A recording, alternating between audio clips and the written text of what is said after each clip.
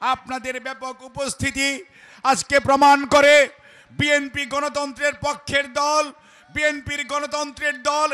এই বিএনপি তো সেই বিএনপি একদলীয় শাসন ব্যবস্থা থেকে যে বিএনপি বহুদলীয় গণতন্ত্র এনেছিল। 4টি পত্রিকা থেকে অনেকগুলো পত্রিকা খুলে দিয়েছিল। প্রেসিডেন্সিয়াল ফর্ম অফ গভর্নমেন্ট থেকে পার্লামেন্টারি ফর্ম অফ গভর্নমেন্টে পরিবর্তিত করেছিল মানুষের ভোটাধিকার নিশ্চিত করার জন্য।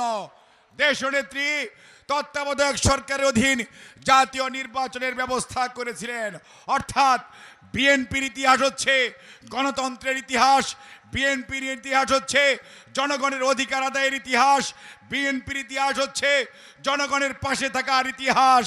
কাজেই আজকে গণতন্ত্র দিবস উদযাপনের অধিকারও বাংলাদেশ দলের।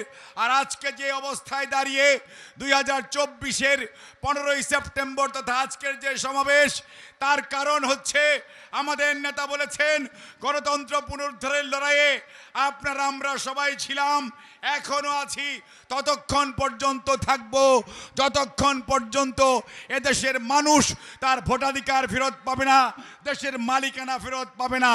কাজেই বন্ধুগণ, আমাদের সজাগ থাকতে হবে, ষড়যন্ত্রকে মোকাবেলা করতে হবে।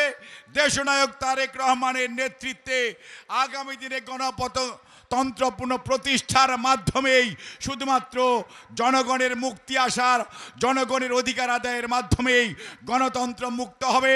দেশনেত্রী বেগম খালেদা জিয়ার সুচিকিৎসা নিশ্চিত হবে, দেশনায়ক তারেক রহমানের স্বদেশ প্রত্যাবর্তন সুনিশ্চিত হবে, দেশের হারানো গণতন্ত্র পুনরুদ্ধারের মাধ্যমেই লুণ্ঠিত অর্থ ফেরত আসবে, অন্যায়কারীদের বিচার হবে।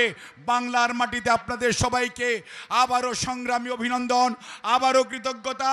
এই উপস্থিতির মাধ্যমে গণতন্ত্রের পক্ষে রায় দেওয়ার জন্য আপনাদেরকে জানাই সংগ্রামী সালাম।